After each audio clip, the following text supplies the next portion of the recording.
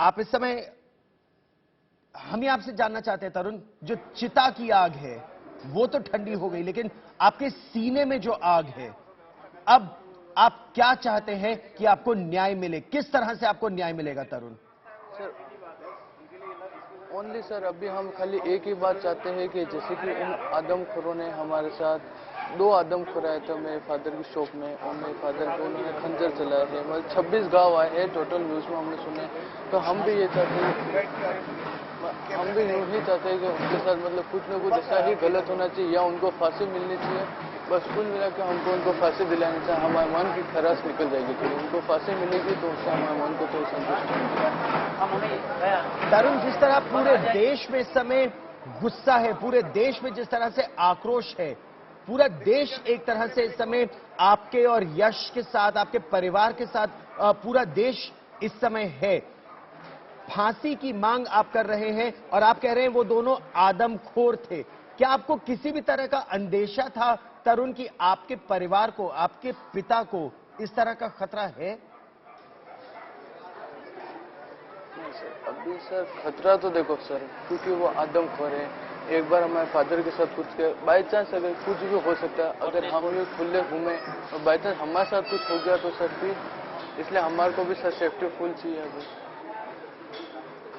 आपको सुरक्षा चाहिए, आपको पुलिस से सुरक्षा चाहिए कि आपका ये कहना है कि 2 आदमखोर आए थे, आपके पिता की हत्या कर दी। आप क्या कह रहे हैं, इस तरह के और लोग भी हो सकते हैं? यस सर, आदमखोर है सर, यूँ कहता है आदमखोर तो सर बहुत ज्यादा होते हैं सर, कुछ उनकी वैलिडिटी नहीं होती सर, कुछ कर नहीं सकते सर। अभी एक बार हमला हुआ है पापा पे, और सर उसके बाद अगर, क्योंकि हमारे देखो न्यूज़ है, न्यूज़ में हमारी भी खुली फोटो छा रही है, खुले हमारे बड़े बड़े फोटो है न्यूज़ में, सब जगह हमारी भी फोटो है। अब तो हम तो उनकी नज़रों में नहीं आए होंगे क्या? बाई चांस हमारे साथ भी सर अब कुछ तो हो सकता है सर, इसलिए सेफ्टी थोड़ी बहुत सर होनी चाहिए। आप बिल्कुल सही कह रहे हैं, आपकी परिवार की सुरक्षा, और अब ये सुरक्षा आपकी और आपके भाई की जिम्मेदारी भी हो जाएगी। अभी तो बहुत आपको ये जो आघात लगा है, अभी तो आप उसको एहसास भी कुछ समय बाद ही आपको होगा कितना बड़ा ये सेटबैक है। लेकिन क्या इन लोगों के बारे में आप कुछ पहले से जानते थे, या इन लोगों को आपके पिताजी के बारे में किसने बताया? इसके बारे में आपको कोई जानकारी है? आपको खतरा असल में था किससे? नो सर, ये क्या बंदे जो लोग आए थे वो सर अननोन पर्सन थे, ना हमने कभी उनको देखा, ना उनका कभी कुछ सुना सर। खाली उनसे पहले खाली 2-3 आए थे, वो भी खाली ओनली धमकी देके गए थे। बाकी ये कुल मिला के हमारे लिए अननोन पर्सन थे, क्योंकि ना हमने कभी देखा इनको, ना कभी जाना। और पहले केस भी हुआ था, वो भी बंदा अलग था, बीच में धमकी देने भी अलग है, मतलब सब पर्सन अलग अलग सर। तो क्या आप तरुण, इसे क्या कोई बड़ी साजिश के रूप में देखते हैं कि धमकाने कोई अलग पार्टी आई, अलग लोग आए, मारने कोई अलग लोग आए? ये भी पुलिस ने कहा कि कुछ लोगों ने रेकी की थी आपके घर की, कुछ लोग नजर रखे हुए थे आपके घर पे। क्या आपको मालूम है कौन थे वो लोग जो नजर रखे थे आपके घर पे? नहीं, नो सर, घर के साथ कोई नजर नहीं थी सर, जो था ओनली था जो ओनली शॉप पे था। इधर सर हमारा घर है थोड़ा आउट ऑफ साइड आता, तो सर इधर की कोई टेंशन नहीं, खाली था जो हमारे साथ दुकान पे था, ओनली दुकान पे रेकी होती थी, इधर धमकी वमकी होती थी। पर सर ये अलग अलग आता है, तो उसके हिसाब से लगता है सर ये बहुत बड़ी कोई चालबाज थी। आपको लगता है कोई बहुत बड़ी साजिश है ये? कुछ लोगों का नाम आ रहा है, आपने 2 आदमखोरों का जिक्र किया, लेकिन मतलब अगर हम गौस मोहम्मद और रियाज के अलावा बात करें, कुछ और नाम आ रहे हैं, उनके बारे में आप हमें क्या बता सकते हैं? क्या आपको कोई जानकारी है? नो सर, हम खाली उनको भी खाली अभी न्यूज में उनके नाम देखे, बाकी सर उनको तो हमारे बिल्कुल ही अननोन पर्सन ही थे सर हमारे। बाकी सब आपके लिए अननोन थे। कौन रेकी कर रहा था, कौन कौन जानकारी दे रहा था इन लोगों को? वो सर खाली हमारे एक तो मकान मालिक है, और मतलब ऊपर वाले हैं, और मतलब आजू बाजू दुकान वाले खाली सर यूँ बोलते हैं कि हमारे शॉप के आजू बाजू मतलब मुस्लिम आते हैं घूमते हैं, बस उसके अलावा कोई जानकारी नहीं। खाली मतलब आजू बाजू घूमते हैं, और शॉप खुलने के बाद, शॉप खुलने के मतलब शॉप खुली थी 1 सप्ताह तक बंद थी, फिर उसके बाद धीरे धीरे लोग बाग आने लगे, खाली वो भी न्यूज़ के लिए। बस सर खाली वो धमकियाँ वमकियाँ देते थे, बस उसके अलावा सर कोई इन्फॉर्मेशन नहीं। जी। अच्छा तरुण, आपके पिताजी पुलिस के पास भी गए थे, और पुलिस ने शायद उन्हीं को बिठा लिया था थाने में। हुआ क्या था ये? तो वो सर एक खाली फोटोग्राफ था जो फेसबुक पे शेयर हो गया था, और खाली वो मुस्लिम लोग हैं वो सामने, हमारे सामने उनकी क्या 2 महीने पहले दुकान खाली हो गई थी, और वो जो बंदा था उसने ही जाके केस लिखाया था। बस इतनी सी बात हुई तो उन्होंने जाके केस लिखाया, तो रात को फिर मेरे पापा को आए और अरेस्ट किया था, और फिर एक रात जेल में रहे। जेल ये में मतलब 12 तारीख की बात है, 12 जून की बात है। Yes sir. फिर एक पूरे दिन जेल में रहे, फिर कोर्ट गए, फिर पेशी, मतलब फिर उसके बाद वो हुआ तो छूटे थे, फिर उसके बाद 6-7 दिन तक दुकान क्लोज रही थी, बंद रही, फिर उसके बाद धीरे धीरे चालू करी। बच्चे दुकान बंद क्यों रही एक हफ्ते तक, 6-7 दिन तक? वो सर पुलिस वाले ने कहा था क्योंकि दुकान शॉप खुलेगी तो उनकी नजर रहेगी हमारे, तो उस चक्कर में हमको शॉप बंद करने के लिए कहा था। तो क्योंकि एक हफ्ते तक शॉप बंद रही तो मतलब उनको मुस्लिमों को थोड़ी गिरास होगी, वो उनकी निकल जाएगी, मतलब इतनी टेंशन नहीं रहेगी। अच्छा, आपके पिताजी की जान को खतरा है, इस तरह की बात आपने भी की थी तरुण? ये सर इतनी इन्फॉर्मेशन थी तो नहीं सर, क्योंकि हमारे फादर थे जो सर 1% भी बात सर हमसे शेयर नहीं करते, तो उनका सर 1% भी हमको कुछ भी ध्यान नहीं। सही बात है, मतलब हर पिता तो अपने बच्चों को सुरक्षित रखना चाहता है, कुछ बताता नहीं है अगर खतरे की बात हो। लेकिन जब आपके पिताजी ने पुलिस को शिकायत लगाई कि उनकी जान को खतरा है, तब पुलिस ने क्या आपकी मदद की?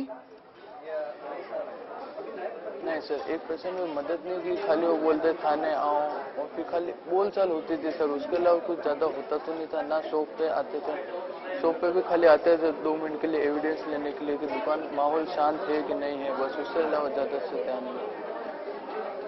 लेकिन डर था, आपके पिताजी को डर था कि कुछ लोग उनको और खासतौर पर जो ये दुकान का मालिक था कि मकान का मालिक था जो नजर रखे हुए था तरुण? वो सर मकान मालिक, मतलब वो पूरा बिल्डिंग भी उनकी है और नीचे शॉप भी उनकी है, मतलब मकान मालिक सर एक ही है वो। उन्होंने मतलब नजर रखी रखी, तो वो क्या हमारे सेफ्टी में थे, वो देखते थे क्या है, मतलब व्यवहारिक बनते थे सर, वो बिल्कुल ध्यान रखते थे उस चक्कर में सर। और ऐसी परिस्थिति में तरुण, पुलिस ने सुरक्षा देने के बजाय सुलह करवा ली जिनके साथ तनाव था। यस सर, पहले सर एक बार सुलह हो गई थी, उसके बाद जो सामने बंदा था जिसने कंप्लेंट लिखी थी वो क्या सर जान पहचान था, उस बंदे ने कहा था सुलह हो गई, अब मैं कुछ भी नहीं करूंगा, ना कुछ होगा ना कुछ आगे होगा। उस समय वो शर्मिंदा होकर उसने सुलह कर ली थी, और फिर उसके बाद भी खाली धमकी देने लगे वो लोग, फिर सर डायरेक्ट अटैक ही हुआ। तो ये आपके परिवार का ये मानना है क्या कि अगर पुलिस ने कड़ी कार्रवाई की होती तो संभवतः आपके पिताजी आज जीवित होते? यस सर, पुलिस अगर कड़ी कार्रवाई करती है कि बंदे मतलब जो सामने वाला उन्होंने सुलह कराया, पर उसके बाद भी मतलब फुल सेफ्टी नहीं है, मुस्लिम है सर, वो कुछ भी कर सकते हो, उनका मतलब कोई भी उनको कोई भी नहीं कह सकता, मतलब वो सामने से अटैक भी सब मुस्लिम चाहते हो सर, उनका कोई विश्वास नहीं होता, इसलिए सर पुलिस वाले को भी थोड़ा अंडरस्टैंड होना चाहिए था, इसलिए सर वो चाहते तो सेफ्टी के लिए मतलब 1-2 पुलिस वाले दुकान के बाहर खड़े होते तो सर ऐसा हादसा कभी नहीं होता। नहीं, हाँ, आप ये कह रहे हैं कि वो जो सज्जन थे उनकी कारस्तानी की वजह से इस तरह की चीज हुई। लेकिन अब क्या पुलिस सही ढंग से एक जांच कर रही है? क्या आपको कुछ उन्होंने जांच के बारे में बताया? 2, अब क्या आपको सुरक्षा दी जा रही है? सर अभी फुल सुरक्षा है, अभी हम घर के इधर, अभी कोई टेंशन नहीं है, पर सर आगे का कुछ कह नहीं सकते। आपकी सरकार से इस समय क्या मांगे बेटा? आप क्या चाहते हो कि सरकार क्या करे? इधर खाली हम सर सरकार से यूँ चाहते हैं कि अभी देखो पूरा घर को हमारे संभालने वाले ओनली वन फादर थे जो हमारे पूरे परिवार को संभालते थे, बस अब आगे पीछे का अब कुछ हो नहीं सकता है, इसलिए सर अब उन्होंने बोला है एक बार गवर्नमेंट जॉब लगी कि एक ब्रदर को, और फिर मेरे तो फार्मेसी का कॉलेज चल रहा है, पर धीरे धीरे से पूरा हैंडल करना पड़ता है। अब सर हम चाहते हैं कि बस हमारे परिवार वाले फैमिली का ध्यान रखना चाहिए, बस सेफ्टी के साथ अंडरस्टूड, मतलब खुद भी हमारे साथ कुछ होना नहीं चाहिए सर, और फैमिली तो गवर्नमेंट जॉब बाई चांस कुछ भी हो सकता है सर। आप कह रहे हैं कि आपको एक सुरक्षा मिलनी चाहिए, एक आपके भाई को सरकारी नौकरी मिलनी चाहिए और आपकी शिक्षा, क्योंकि आपके पिताजी जो मैंने पढ़ा है वो ये है कि वो दिन रात मेहनत से काम करते थे और फिर इतना पैसा मिल पाता था कि आपकी और आपके भाई की शिक्षा हो सके। आप भी पढ़ रहे हैं, आप फार्मेसी कर रहे हैं और आपके भाई भी पढ़ रहे हैं। यस सर, मैं फार्मेसी फर्स्ट ईयर की एग्जाम सर अभी 12 जुलाई से, और सर ये 1 तारीख तो सर कल आ गए, 12 जुलाई से एग्जाम है। और सर अब माइंड में ऐसी टेंशन है, जो सर पुराना भी पढ़ा हुआ था वो सब सर भूल गए। अब सर तक अब एग्जाम देने जाएंगे सर, क्या होगा, फर्स्ट ईयर का फाइनल एग्जाम है, फिर उसके बाद सेकेंड ईयर में एडमिशन होगा सर। टेंशन बहुत है। टेंशन तो है बेटा, लेकिन एग्जाम जरूर देने का प्रयास करना। आपके पिताजी भी यही चाहते होंगे, कोशिश करना, पढ़ के एग्जाम जरूर देना, क्योंकि उसी से आगे बढ़ पाओगे। जिस तरह से वो मेहनत कर रहे थे आपके लिए, तो आप किसी भी तरह से एग्जाम देना। उनका सपना था, उनको पूरा करना है। क्या सपना था आपके पिताजी का तरुण? सपना है सर, सपना था सर, हमारे पिताजी का सपना था कि देखो उन्होंने मेहनत मजदूरी करके काम किया है, मतलब उनका इतना ऐश आराम नहीं था, तो इसलिए उन्होंने हमको फार्मेसी दिलाई कि मेरा लड़का है वो फार्मेसी कर रहा है, वो मेडिकल खोलेगा, बैठेगा, थोड़ी ऐश आराम रहेगी। बाकी उनके सिखाने में वो हमको टेलर का काम भी सिखा सकते थे, पर टेलर के काम में भागा दौड़ी बहुत होती, उस चक्कर में उन्होंने, उनका ही ऑप्शन था कि बेटा तो फार्मेसी कर। उनका ऑप्शन पे मैं चला। और फिर सर फर्स्ट ईयर की सर फीस है हमारे BN कॉलेज में 52,000 रुपये। फर्स्ट टाइम उन्होंने निकाल दिया, पर सर अब फाइनल एग्जाम और सब टेंशन के हमारे सर एग्जाम भी देने गए और पेपर अच्छे नहीं होते सर, नहीं निकल पाया, तो सर बहुत दिक्कत बहुत होगी। बस सर पढ़ने की कोशिश तो सर करेंगे। बिल्कुल कोशिश करना बेटा, दिक्कत तो जरूर होगी, लेकिन एग्जाम जरूर देना, क्योंकि अब कन्हैया लाल जी का, आपके पिताजी का जो सपना है उसे साकार करना आपकी जिम्मेदारी है, और आपको सुरक्षा देना और आपको वो वातावरण देना ये सरकार की जिम्मेदारी है। तो आप अपनी तरफ से तो पढ़ाई करना, अपने परिवार के लिए आपको भी स्ट्रांग रहने की आवश्यकता है। परिवार में बाकी लोग कैसे हैं, कौन कौन है, वो कैसे इस समय अपनी वो कर रहे हैं?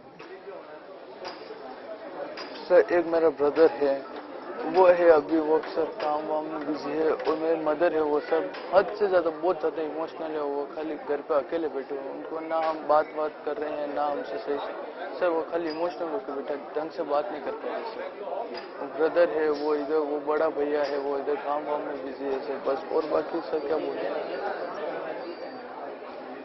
नहीं, अब आपके इन युवा कंधों पर बहुत बड़ी जिम्मेदारी है। आप ये एग्जाम जरूर देना, और एग्जाम देने के बाद परिवार की पढ़ना जरूर, क्योंकि उसी से ही आगे बढ़ पाओगे।